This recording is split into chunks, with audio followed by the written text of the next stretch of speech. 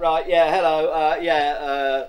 The title, Kicking Against the Pricks, you can take that either in the biblical sense or in the scatological sense. That's it for the title. This is a bit of a lazy sort of talk because I didn't really know what to talk about, and I've kind of pulled it out of this thing here that I wrote during the lockdown and things. But I'm going to look at two aspects of what we might call the movement over the last 50 years. One of which is I'm just going to look at some aspects of protest and also of lifestyle, and the two are a bit linked. And we'll see how it goes. Do people know what the radical flank effect is?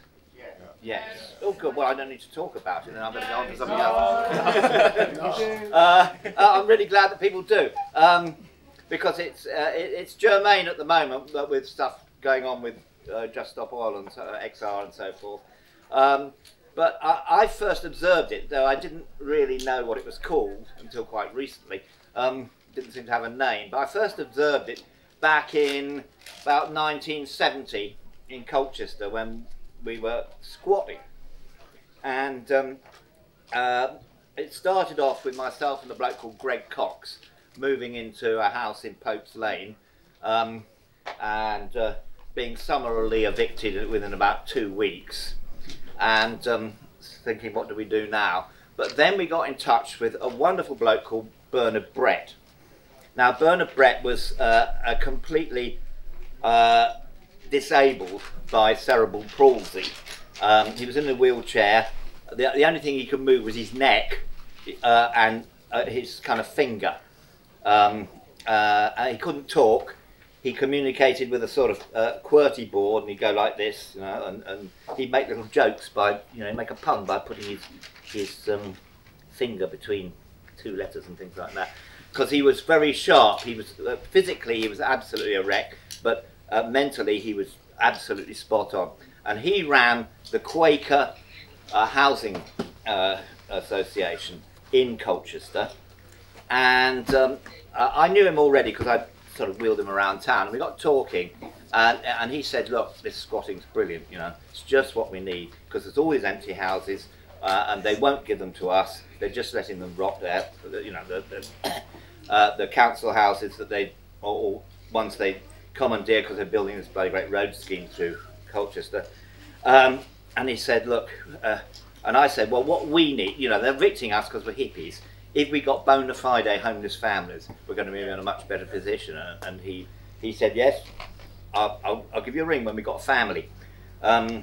So about 2 weeks later, he rang me up and he said, look, there's a couple of sort of quite elderly man and woman. They're on the streets. All their belongings are sitting outside the house that they've been evicted from.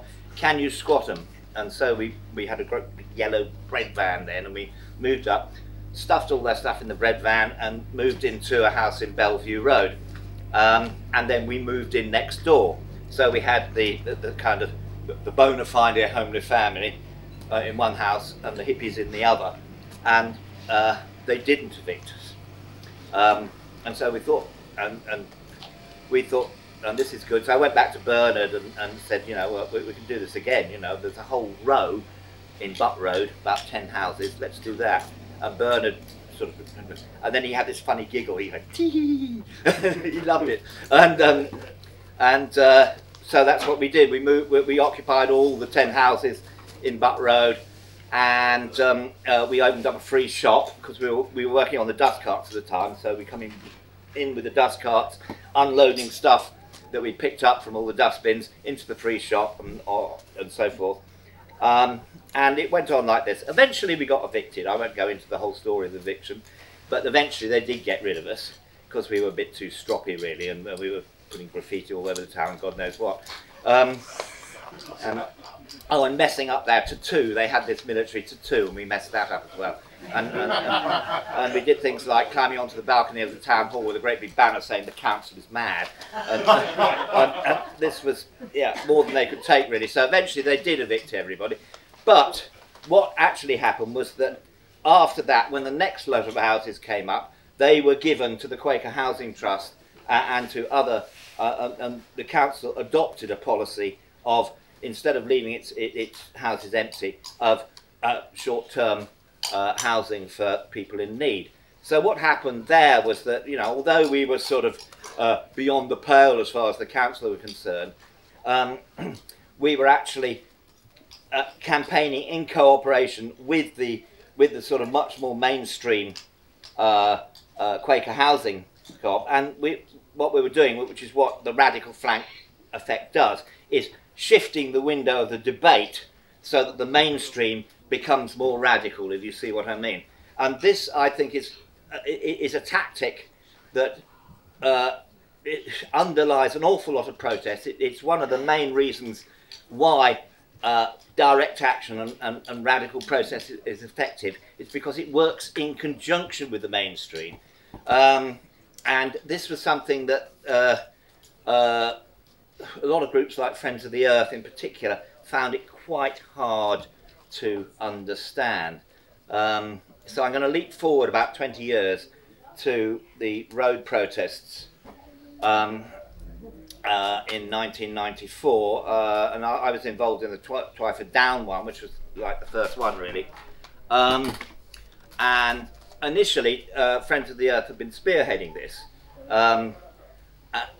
until it got to the point where the government put an injunction forbidding people from demonstrating on the site. And at that point, Friends of the Earth, much to a load of people's disgust, backed out of the campaign, saying, well, we're not campaigning any longer, we're not going to do anything illegal. And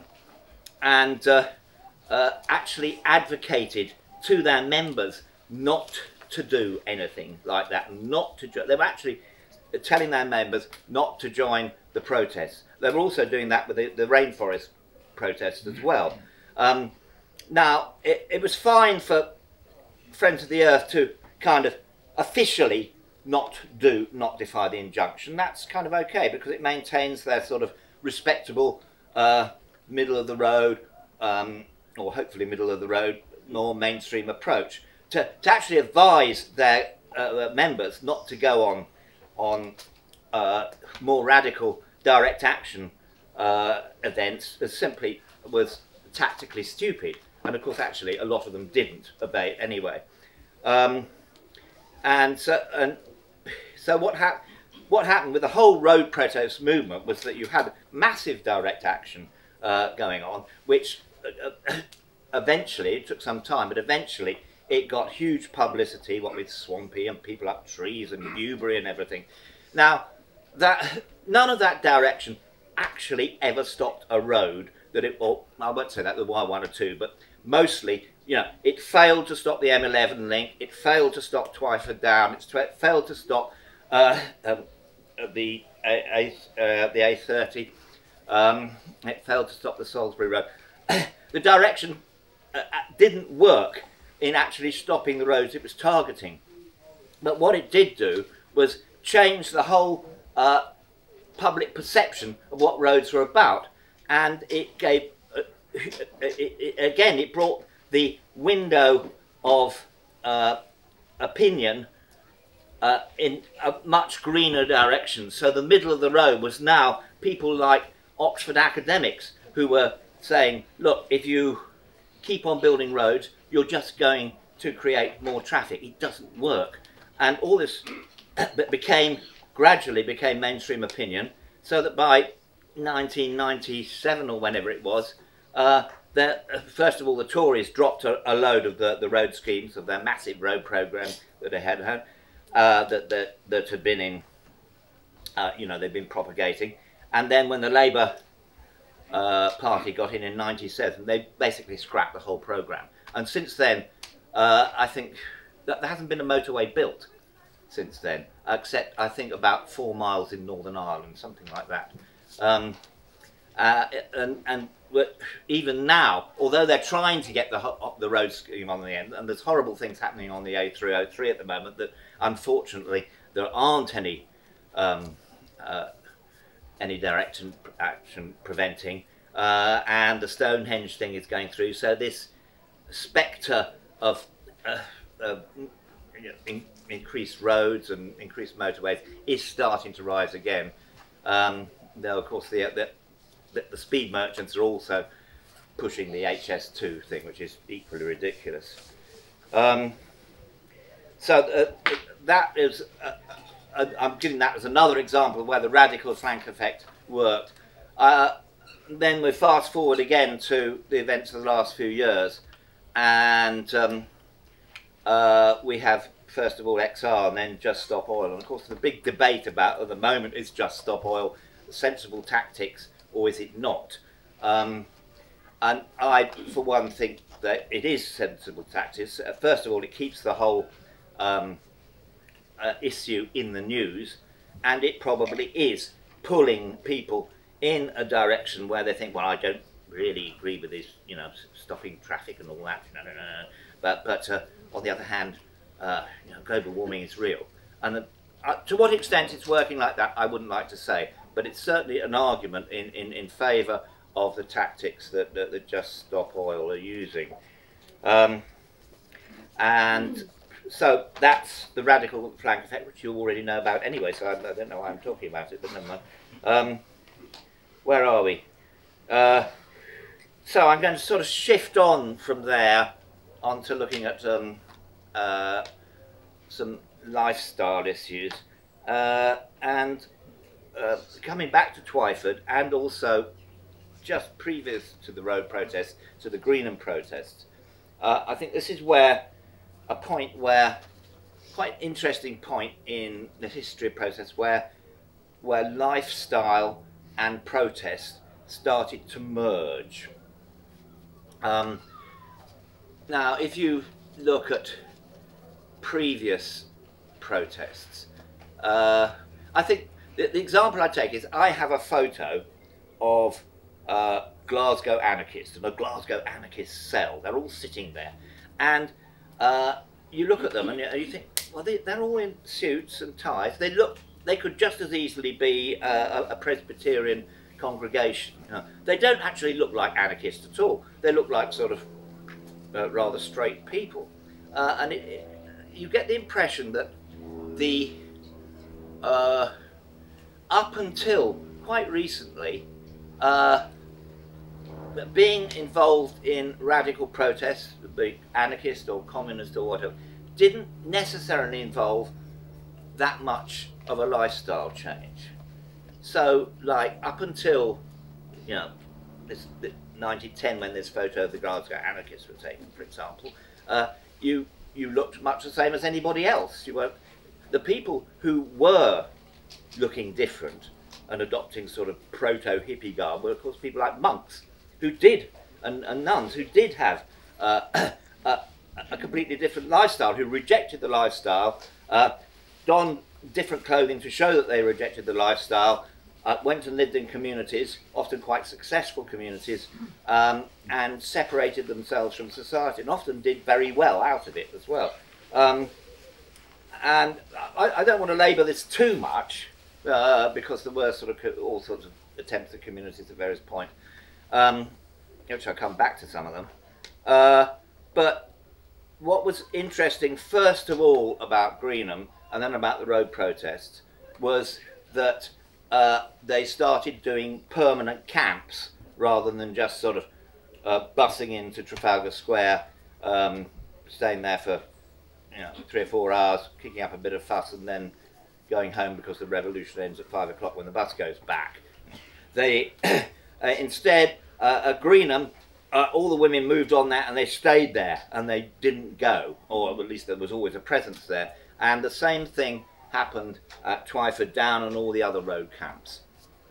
And what this meant was that the protests became not only a way of protesting against what, the issues, the bombs and the cars and so forth, it also became an experiment in different lifestyles, and that was hugely important for all the people involved. People had to learn how to cooperate, how to work together, how to cook for each other, how to organise, and it in a way, it became the point where the medium was the message, that actually being on site and doing all this stuff was in fact creating the alternative society that, or at least an image of the alternative society that one wanted to create. And it spawned a lot of ideas that, or helped to push a lot of ideas about alternatives. Now, although they were sort of semi-permanent, these encampments, I mean, Greenham went on for years and years and years, but these encampments were basically semi-permanent. They didn't last forever. And there was no doubt a lot of flux of people coming and going. And alongside this, there has been this movement of creating alternative communities. And that kind of, it goes back quite a long time. I mean, you could look at, I mean, it's always amazed me that Robert Kett, back in whenever it was, 1400 and something, the Kett's Rebellion, they camped for 6 weeks, I think it was, about 25,000 of them, somewhere near Norwich. How did they manage that? How did they get all the food there? Who was organising it? We know nothing, you know. Well, did they have consensus meetings, you know, or did Robert Kett order this or that? Was he General Kett? We don't know. We'll never know that. We can only imagine. Somebody might make a film of it one day and recreate. I think they would be a good film. But we don't know what happened there. And then I'm going to fast forward to the 19th century, where there were quite a lot of you know, proto-hippie communities starting up. One thing you notice is a lot of them weren't very good at it. So, for example, Ruskin tried to start a community somewhere up north, I forget where it was. It lasted 2 years, and they all fell out bickering. Then there was a guy called Julius Wayland in the States, very interesting fellow. He, this was 1890s. He produced a radical magazine, socialist radical magazine, that had huge numbers of, I mean, it was selling like 100,000 copies or something, or 70,000, I can't remember exactly, but a huge number of copies. And of course, all delivered just by train. You know, there was, and they started up a community in Tennessee, and they called it the Ruskin community after the failed one. It had this meteoric rise. Within 3 or 4 years, there were 250 people living there. There's some great photos of them all sitting there at their bench eating their food, and it looks as though it could easily be a sort of festival. They had this cave, and they got a whole canning factory working in there. They had a printing press and so forth, and it was all booming. It started in 1994. By 1894, by 1897, they had all this set up. 2 years later, the whole thing had collapsed. Internal bickering about the ownership of the land, about the people complaining about Wayland being too dominant, etc. They had no social skills, really. They had some brilliant ideas. They were practically, they were doing really well with their canning factory and printing press.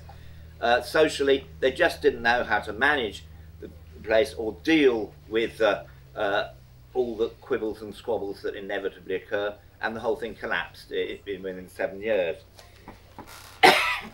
Hold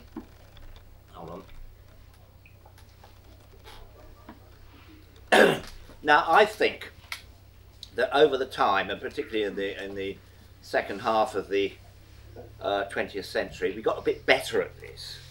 There were a lot of communities that started up in the 70s and 80s, when you could, particularly because you could buy an old pile, Victorian pile, which was too expensive for the aristocrats to manage any longer, quite cheaply, and populated it with people in a housing carp or whatever.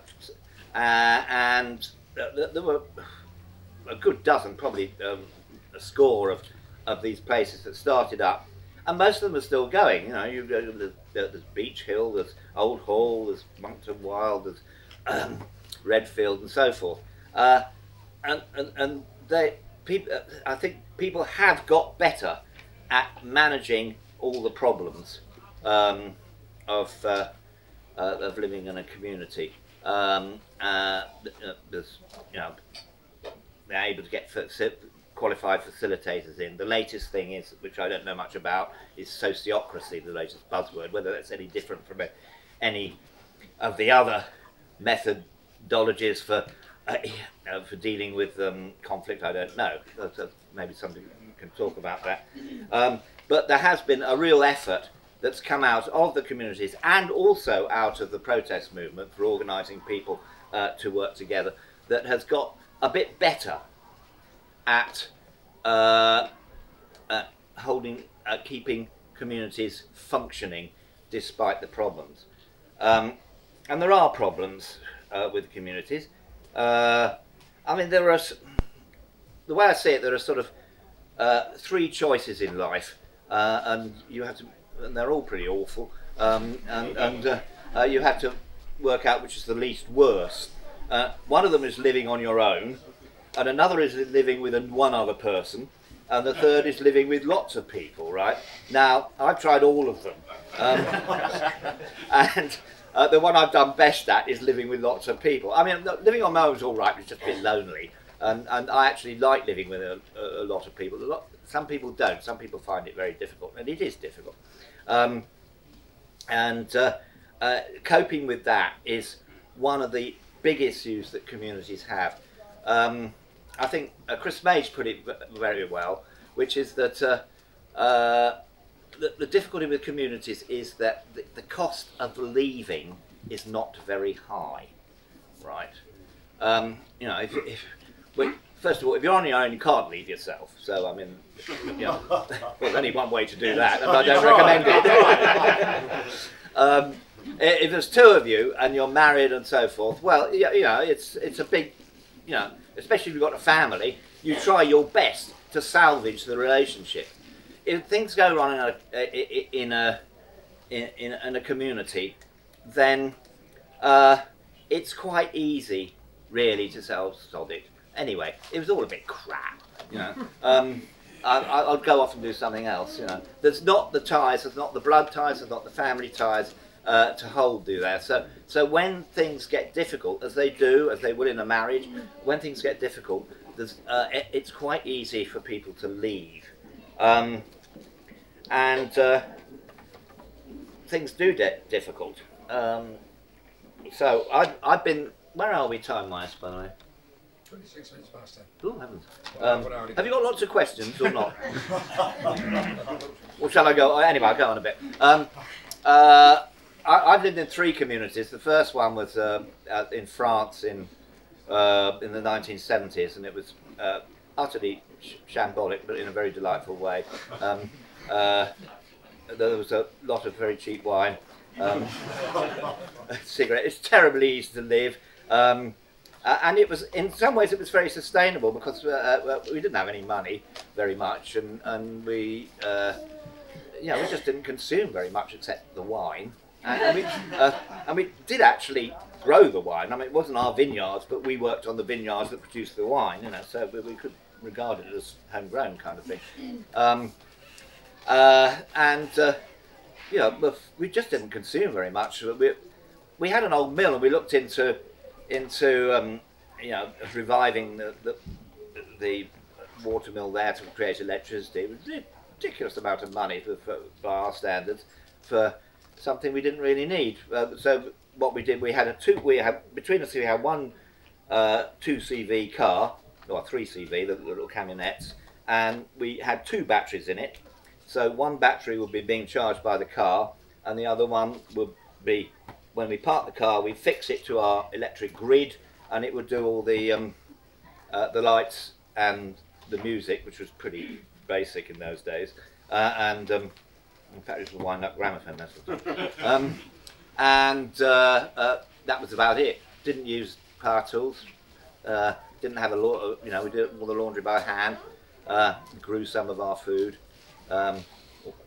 most of our dope, etc. And I lived there for 10 years, but and mostly what I was doing there was learning how to use tools and how to use my hands, because I'd come out of an academic education, like not even knowing what a carburettor was. You know.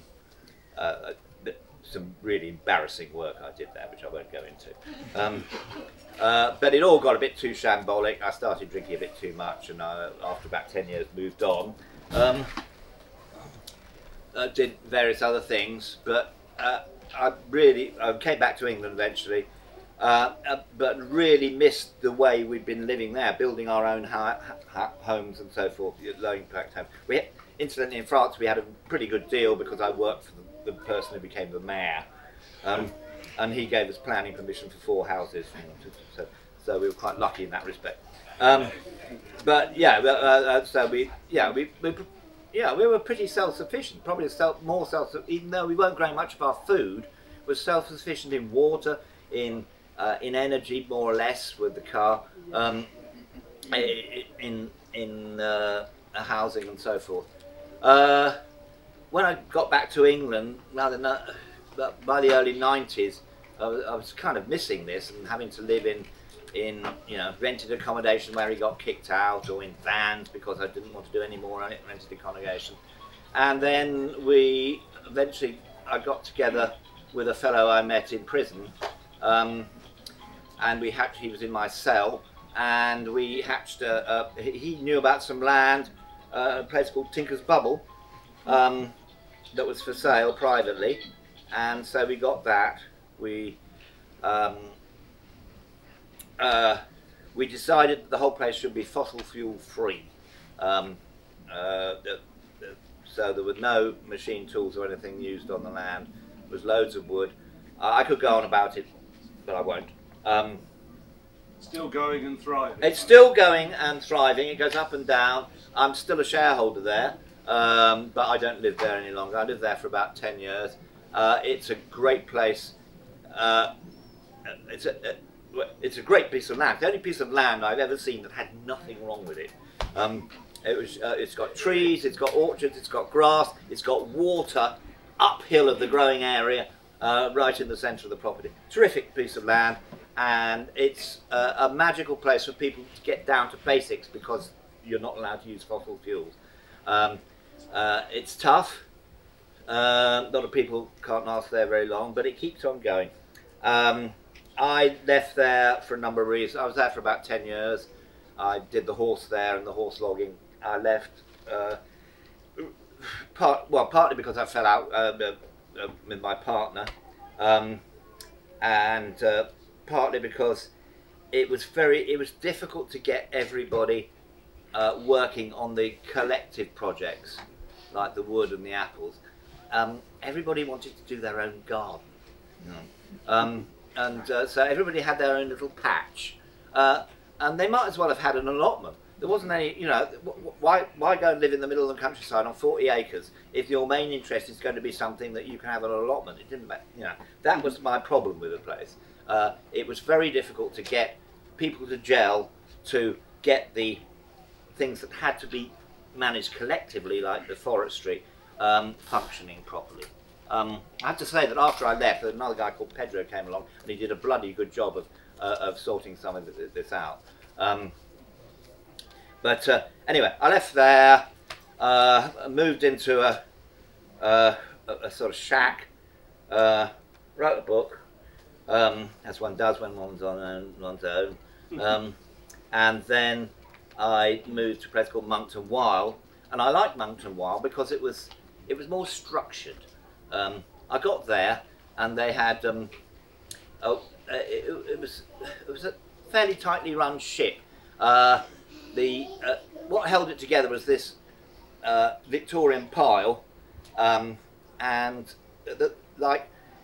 some communities have, God or a guru or some sort of political ideology to hold them together. Monkton Wyld has this goddamn house, and everybody there is basically working to keep the house going, to keep it functioning, as a place where the public can come to, and as a place for education. That's the object of the place, and the people who live there are basically, they get all their food, their accommodation, bills, everything, and a stipend of £85 a week, which doesn't sound a lot, but then there are an awful lot of people who don't have £85 of disposable income at the end of once they've paid all those bills. So it's not bad. I think that there are not very many communities that actually provide a livelihood for people in this country, as far as I know. There's quite a lot of them are housing co-ops, you know, where you know, people pay rent and so forth, but they go off and do things elsewhere. Monkton Wyld is, yeah, it's a place where what partly holds it together is that the priority is what holds it together when there are difficulties between people is that actually the priority is seeing that the business functions. So if you've got a quarrel with the person next door, well, okay, try and sort it out, but for heaven's sake, that's a bit boring, and we've got to get on with keeping the house going, you know. There are some other communities where they spend an awful lot of time analysing all the conflicts ad nauseum, I consider. But that's the way they do things in other communities, who am I to say. But I quite like this one where the the disputes between people are regarded as a bit secondary to the need to keep the entire place running. And so I lived there for 13 years, during which it had its ups and downs, but the main down, in fact, came from the exterior. It's a charity run by trustees, and this is back in 2015, and a trustee. The trustees are not accountable to anybody. Most of the time, the trustees, and one of them is Josie Fernandez, who was Josie Fernandez, who a lot of people will know. She founded the LWA, the Land Workers Alliance, who lives just down the road. And when it's all working well, the trustees are pretty hands-off. I mean, they come and check that it's all, you know, making enough money to keep going and so forth. They're there if there are problems that we have that we want, that we who live there and work there can bring to the trustees. But mostly they're just enablers. The problem comes for us when one of these trustees starts to interfere. We had this in 2015 when a trustee who claimed to know the outside corporate world said, I can assist you. Well, it turned out he was kind of the corporate world. He basically tried to persuade the other trustees that the place wasn't viable, that they were going to be in trouble because it wasn't paying minimum wage, etc., etc., and that. And he commissioned Carter Jonas planning consultants to produce a feasibility study to sell the place off. Fortunately, he was, how can I put it politely, a bit unstable, and when there was a considerable resistance from us who lived there, he kind of eventually cracked. So he was found, well, he sent an email from the beach saying, I need a mentor, and he resigned. So we got rid of him. We are now facing a considerably more difficult attack, again from the outside, again from these trustees, again from somebody from the corporate world in London who has come in, and she, along with 4 other people, but basically some of the other several of the other trustees wanted to resign, so they co-opted some new people onto the trustee board. That's how it's done. There's no election, nothing. And these people are technically owners of the place. When they're benign, that's fine. But they brought on this woman who lives in London, works in sort of quangos, and along with people like Deloitte. Yes. not the sort of person that you'd have thought would be ideal to you know, be part of or a trustee of an alternative community. And I was pretty worried about her from the beginning because she was pushy. But anyway, basically, it's a very long story. But Simon, we haven't got a long time left. Okay, So well, no, that's why I mean I'm going to cut this short now. Basically, she allied with somebody else who came into the community we're trying to get rid of. She stopped us. You know, we didn't want this person living here. There was a consensus agreement that he shouldn't. But she overrode all the procedures of our community. She sacked the dairyman, that's me, the head gardener, and 2 other people. 3 other people have resigned. They threw Jyoti Fernandez off the board, off the trustee board. 2 other trustees have resigned. The place is now a complete mess, and you can read all about it on. We have a website called Monkton Wyld Courtin .co.uk, and we are trying to.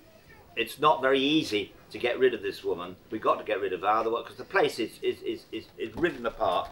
It was a good functioning community up to March, and these people, mainly driven by this one person, came in January and messed the whole place up. I could have spent the entire 40 minutes describing this, but it would have bored you to tears, probably, because you don't live there.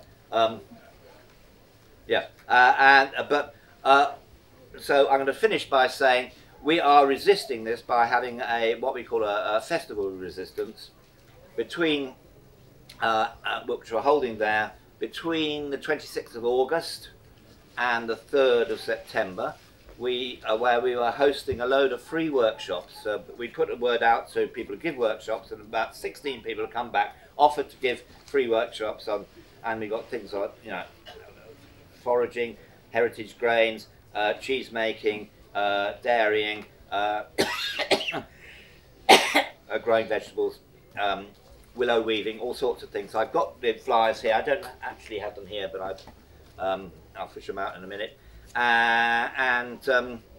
We are inviting people to come and attend any of these workshops if they feel inclined to do so. Basically, we want to create such good vibes and so many people there that it sort of drowns out the dismal trustees. We want to zap them with good vibes. So,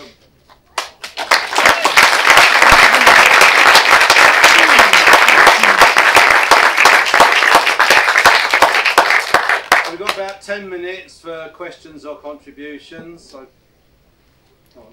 And speak up, please. Yes, speak up. How much parking have you got? And are you running a minibus to Bridport? Is the nearest real We haven't got a public minibus, train? I'm afraid, but we have parking, because fortunately we have another field which doesn't belong to Monkton Wyld, doesn't belong to the trustees, that we can use for parking, for camping. It's a 3-acre field. And it's right next door to Monkton Wyld, so you could accommodate small camper vans. Yes, we can accommodate camper vans and camping. There may be a few places in the house, but you'd have to pay for that. Yeah. Do you want to say something about the Lead magazine? Yeah. Oh. And what kind of issues it covers? Yes. Okay. All right. This is the Land magazine. Right. This is the latest issue, but you can't have it because we've had to pulp it because we decided that Jill's article about the trustees was litigious. We are redoing it. We've done a much more polite one that doesn't call them carpetbaggers. Anyway, I do have a few copies of this. But yeah, the Land magazine has been produced from Monkton Wyld Court since 2010, and of course we don't quite know where we're going to be because both Jill and I are the 2 co-editors there, and we've been told to leave. So we're not quite sure where we're going to be running the next issue from. But it covers a wide range of different campaigns and yeah, groups and issues. Yeah, and it's basically about land, land rights, and land management and so forth. Yeah, it's pretty good, and it's got very nice pictures. Yeah. We should just say maybe that the reprint is happening. Yes. And we'll be out physically in a couple of weeks. Yeah. Meanwhile, you can go to the landmagazine.org.uk and read quite a lot of the articles that will eventually be. Yeah. Not all of which are about this. There is a good one about this, of course, but there's many other things, including arguments with George Monbiot. Yeah, George Monbiot read us a very, very nice letter, didn't he? Okay, any questions? Emma from the Rewild Project. Yeah. Really sorry to hear what's been going on this year. We've had our head thick in it as well. We've been in a court battle with Forestry England over the craft centre in the Forest of Dean. I heard about this, yes. Yeah, otherwise, and I have emailed and said, we'll come over. We've got 10 days to leave after we get back from the Green Gathering. No. We're going to chat about that this afternoon at our space in the craft area, if anyone wants to come to that. 1:30. Yeah, they're telling us that they're simply a private landlord. They're not a public body. So, you know, there's all sorts of this stuff. It's something that we've been looking into for quite a while. We've tested out sociocracy over the past few years. I'd love to do some workshops in that and just how to set up good governance. You know, we looked into being a charity and we came to that conclusion of, we either have to have people who are our bosses that could sack us, or you're one of the trustees and you're never going to be able to earn any money. It's just such a crazy setup, isn't it? I think we need far more education about really good governance so that these sociopaths and psychopaths can't get in. And It's not a good structure. It really isn't. I mean, I will say one thing, that when Monkton Wyld started, it was a school. Started in 1941. It was a free school, and then it had trustees that they called governors, but the trustees were elected by a membership of 50 people. And so they were at least accountable to an extent democratically. But that membership, that organisation just disappeared over time, and now they're a law unto themselves. It's just utterly undemocratic. Yeah. Do you guys have a view on workers' co-ops then, as an alternative? yeah, it's a good model. Not here, this. Yeah, workers' co-ops. Not for holding assets. Right. No, well, but we are a workers' co-op. We have a workers' co-op.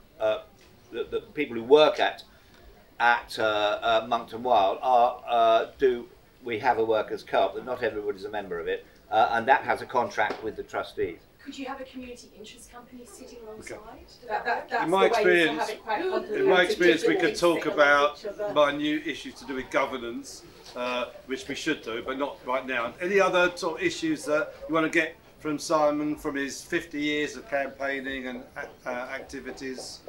Squatting, road protests, forming communities. Intermittently 50 years. Yeah, intermittently 50.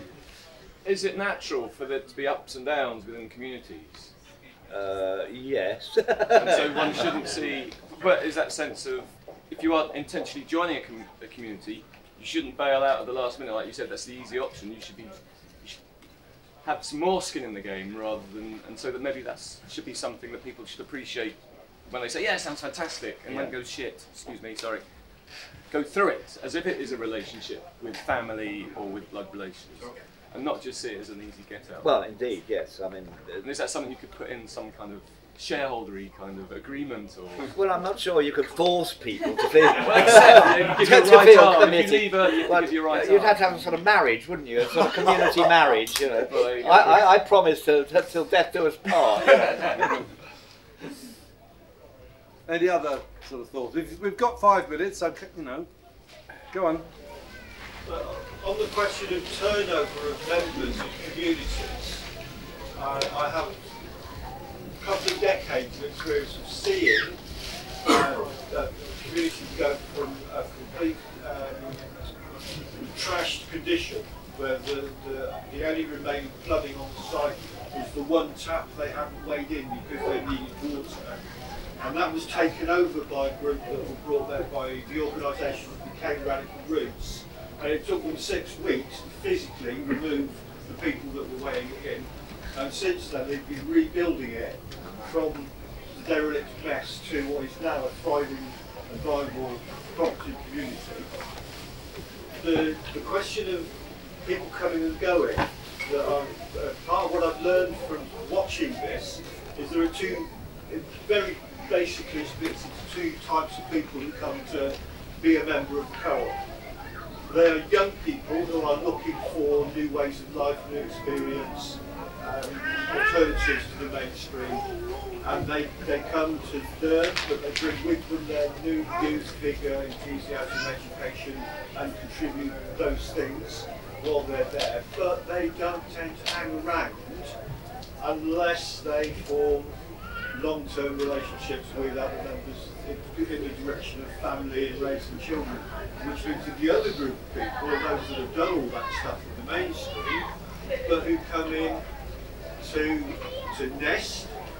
So several people I saw come as couples found the place in their view safe enough, but within their belief systems, their ethical values, whatever it might be, that this is where they wanted to raise their children. So there's this more mature group of people who are looking to join community that have a kind of idea of what it is they want from it. And there's quite a lot to choose from. There's lots of different types of communities with different politics, different governance, different ethics, different amounts of land to play on or garden on. But what if everybody wanted to live in that kind of community? What if like 50 million people in Britain wanted to live in that kind of community? Should they be going off and forming these, or should they be transforming where they live? I'm asking Simon, go on. Oh, well, or both. Well, both really. But I mean,